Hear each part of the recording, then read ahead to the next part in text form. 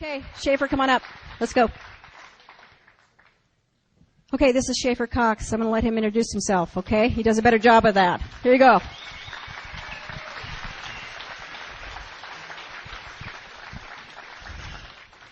Let's all stand up and stretch a little bit, because I'm going to go for a long time. I was going to say stand up while you're clapping, but, thought better of it. Okay, thanks. Where's Dean Porter?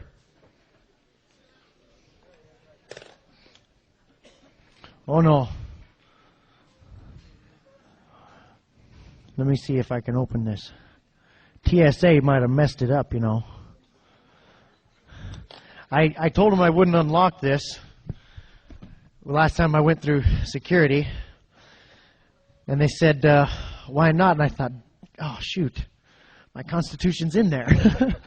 so I had to open it up to show them why not. Anyway, we're going to hell in a freight train, but it's okay to laugh about it a little bit here and there. And I want to talk about that for a second. Be real frank about that. I know why you guys are here. Okay? I know why you're here.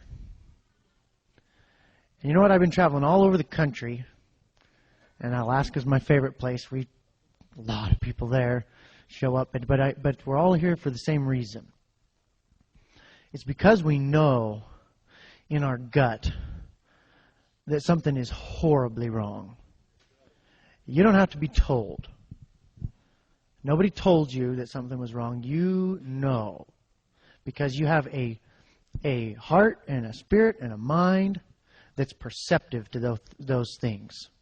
And you got a sense, and you know when something bad is going on.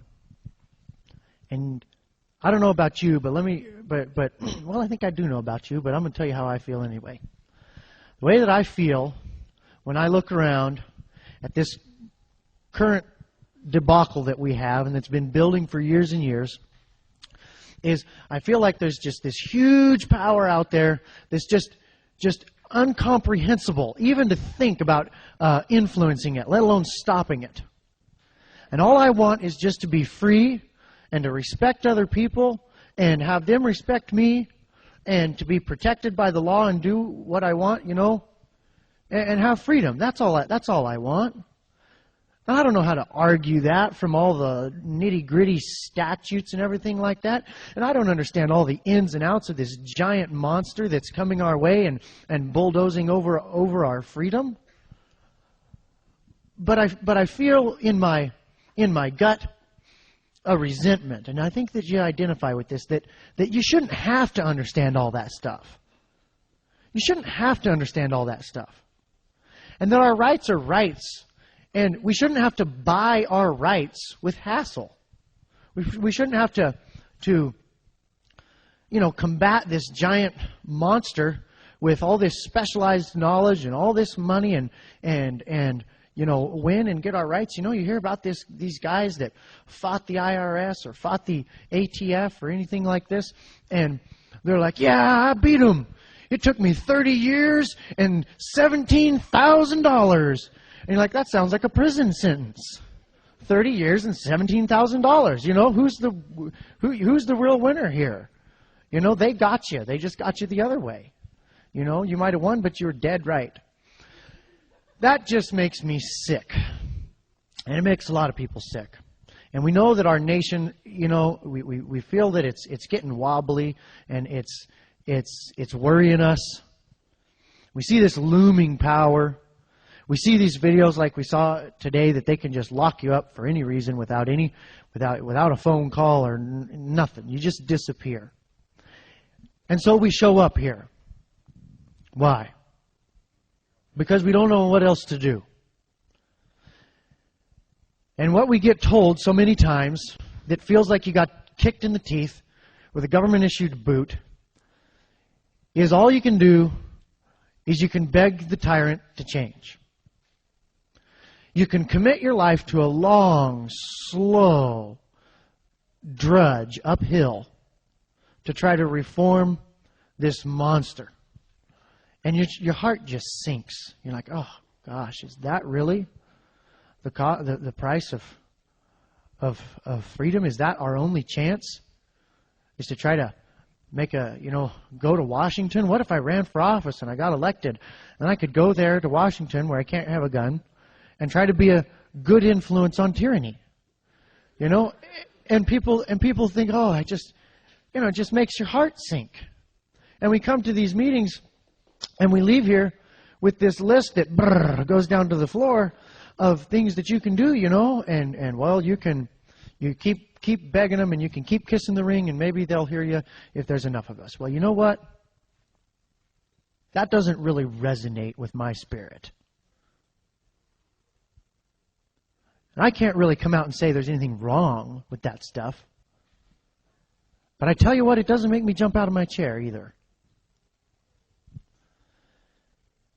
And I want to tell you, I just am really excited to tell you some pretty unconventional but pretty cool stuff that we've been pioneering in Alaska. Actually, you know what? We're not pioneering it because people throughout all of human history have done this. But we're pioneering it in human memory. There's nobody alive who really remembers this, at least not in this country. I can't wait to get to that. But first I want to hit a couple of points about this giant monster that we're trying to reform, okay? I want to explain how it works and how they got us. So I'm young, I got good eyes. I can read my notes down there. All right. The first thing that we're up against that we've got to understand our enemy. And you got to, be honest about who your enemy is. And that is anyone who would take away from us the freedoms that God gave us. Anybody who, when you ask them what their authority is, their only answer is because I said so, is tyranny, and that's our enemy. We've got to recognize that. Now, that puts a lot of people in our enemy category, but you know what? That's okay. Let's first talk about the money situation. This is the main tool of tyranny. And this all comes down to legal theory, which I'm really excited to talk about because that's how we got so far off base in this country. All right? So that's what really allowed the monetary debacle to be here. But we got to understand the monetary debacle because it's the main tool. It really is the teeth of the beast. Here's how it works. All right? The Federal Reserve, which is not federal or reserve. It's just a cooperative of private banks that are named after their best customer. Okay? They are allowed to print up money out of thin air, just print up trillions of dollars out of thin air and loan that to the government, to the federal government with interest. That's a pretty good gig for them. They print up dollars, thin air, loan it to them at interest. We pay the interest. That's what our income tax is for, which was passed at the same time, 1913. On Christmas Eve, there's question even whether there was a proper quorum. But it was really shifty, and they kind of duped Woodrow Wilson into it because he was dupable. And they got it passed. Now, here's why that's so bad. You might say, well, what's wrong with them printing up money out of nowhere? Well, here's how it works, okay? Dollars respond to the law of supply and demand, just like everything else does. When the number of dollars in existence goes up, the value of each one of those dollars goes down. Now, the value lost by the dollars that you held or the retirement that was in a fixed dollar amount that you're counting on or whatever, the value lost by your dollars is value transferred to whoever printed the new dollars, whether they're a counterfeiter or a federal government. That's why the Constitution says that no state shall make anything but gold and silver coin a tender in payment of debts. That is brilliant. You know why? Because you can't churn out gold and silver coins on a printing press. We would be better off even if they just actually printed them. They don't even actually print them now. They just email them. They just hold down that zero key until they've got enough money, and then they just send it off. And enough value has to be robbed from our dollars that we worked hard for